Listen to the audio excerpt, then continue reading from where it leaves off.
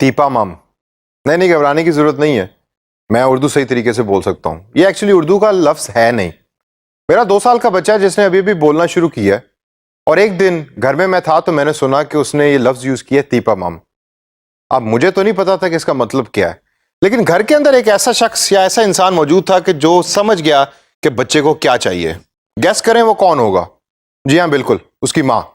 तीपा मम से मुराद था मीठा शरबत। अब अल्लाह जाने कि वो तीपा पम के साथ मीठे शरबत को कैसे कनेक्ट कर रहा था, लेकिन मैं समझ नहीं सका, उसकी माँ समझी।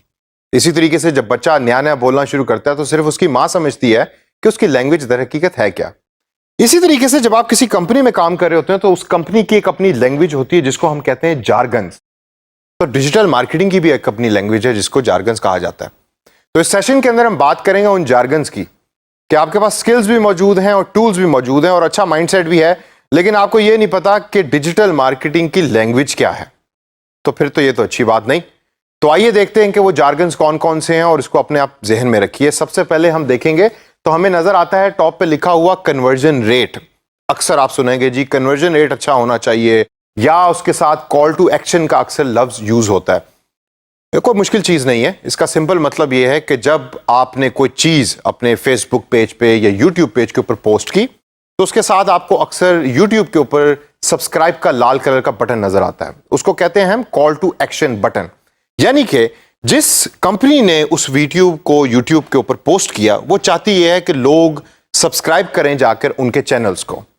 तो जो जो लोग सब्सक्राइब करेंगे उनके चैनल्स को वो कन्वर्ट हो रहे हैं फ्रॉम द व्यूअर्स, यानी वीडियो देखने वालों से, उनके पोटेंशियल क्लाइंट के अंदर, यानी फ्यूचर व्यूअर्स के हिसाब से। तो वो कॉल टू एक्शन का जो बटन है उसके साथ हम कनेक्ट करते हैं कन्वर्जन रेट को, कि कन्वर्जन रेट ऊपर गया या नीचे गया, या बढ़ा या कम हुआ। इसके साथ जो दूसरा कॉन्सेप्ट है वो है इंगेजमेंट रेट का।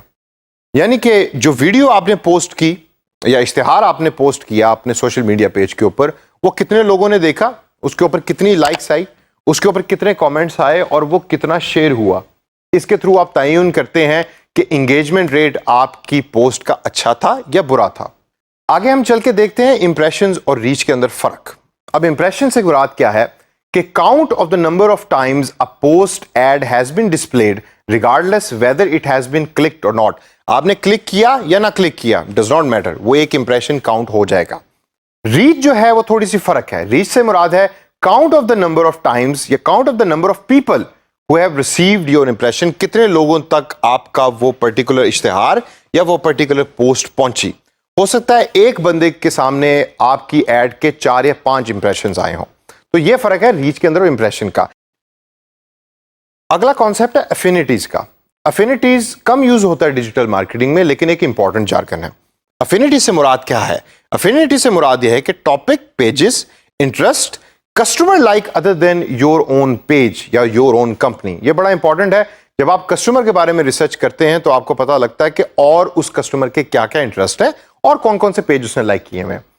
अक्सर हम सुनते हैं ट्रेंडिंग टॉपिक, ओहो ये टॉपिक बड़ा ट्रेंड हो गया, पाकिस्तान सुपर लीग चल रही है और अफरीदी उधर छक्के मार रहा है और वो टॉपिक ट्रेंड हो गया। यूट्यूब पे भी वीडियोस आ रही हैं, फेसबुक पे भी वीडियोस आ रही हैं। ट्रेंडिंग टॉपिक का जार्गन बड़ा पॉपुलर है डिजिटल मार्केटिंग के अंदर। तो आपको पता होना चाहिए कि ट्रेंडिंग टॉपिक से मुराद ये है कि उस दिन या उस घंटे कौन से ऐसे कंटेंट है, कौन सा ऐसी वीडियो है या कौन सी ऐसी पोस्ट है जो इंटरनेट के ऊपर सबसे ज्यादा शेयर हो रही है। इससे हम अगर आगे चलें तो अगर आप मेरे पीछे देखें तो सेंटिमेंट, ये सेंटिमेंट से क्या मुराद है भाई? सेंटिमेंट से मुराद है जज्बात। आपको पता होना चाहिए कि कस्टमर के जज्बात क्या हैं, और ये लफ्ज डिजिटल मार्केटिंग कम्युनिटी में बहुत ज्यादा यूज होता है। ये कैसे पता लगेगा आपको जज्बात का? कमेंट को पढ़ के। एक वीडियो मैंने देखी, उसके ऊपर मेरे हो सकता है कि हंसने वाले जज्बात हों, वही वीडियो अगर किसी और ने देखी तो हो सकता है उस वीडियो को देख के उसको गुस्सा आए। तो इसको हम कहते हैं सेंटिमेंट्स या सेंटिमेंट एनालिसिस। आगे है paid media versus own media. बड़ा पॉपुलर जार्गन है जो यूज होता है डिजिटल मार्केटिंग में। पेड मीडिया से मुराद है कि आपका इश्तिहार किसी और वेबसाइट के ऊपर आप पैसे देके दिखा रहे हैं, जबकि ओन मीडिया जो है वो ओन मीडिया से मुराद ये है कि इश्तिहार आपकी अपनी वेबसाइट के ऊपर अपीयर हो रहा है। आगे चलिए तो आगे चल के हम देखते हैं कि सोशल मीडिया इन्फ्लुएंसर्स का कॉन्सेप्ट आता है। सोशल मीडिया इन्फ्लुएंसर से क्या मुराद है? इससे मुराद वो लोग हैं कि जो सोशल मीडिया के ऊपर बहुत पॉपुलर हैं। अक्सर लोग YouTube के ऊपर या Facebook के ऊपर आपको नजर आएंगे कि जिनका कंटेंट बहुत सारी दुनिया देखती है, इंजॉय करती है। कभी कभार वो हंसी मजाक वाला कंटेंट होता है, कभी कभार वो इमोशनल कंटेंट होता है। तो कुछ कंपनीज जो है सोशल मीडिया इन्फ्लुएंसर्स को यूज करके अपना इश्तिहार लोगों तक पहुंचाती है।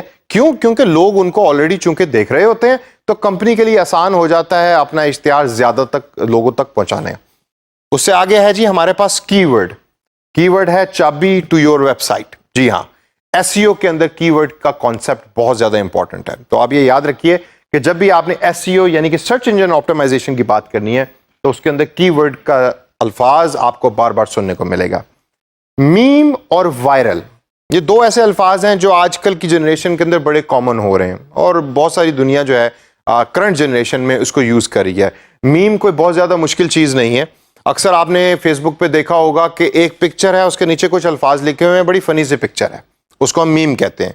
और वायरल का मतलब है पॉपुलर होना, यानी कि वो पिक्चर जो पॉपुलर हो गई वो वायरल है। और सबसे आखिर में हमारे पास आता है एनालिटिक्स या हिस्टोरिकल डाटा। बहुत सारे लोग आपसे बात करेंगे कि यार ये एनालिटिक्स होना चाहिए, डाटा एनालिटिक्स लाके दो, कंज्यूमर के बारे में बताओ एनालिटिक्स के थ्रू। कोई मुश्किल चीज नहीं।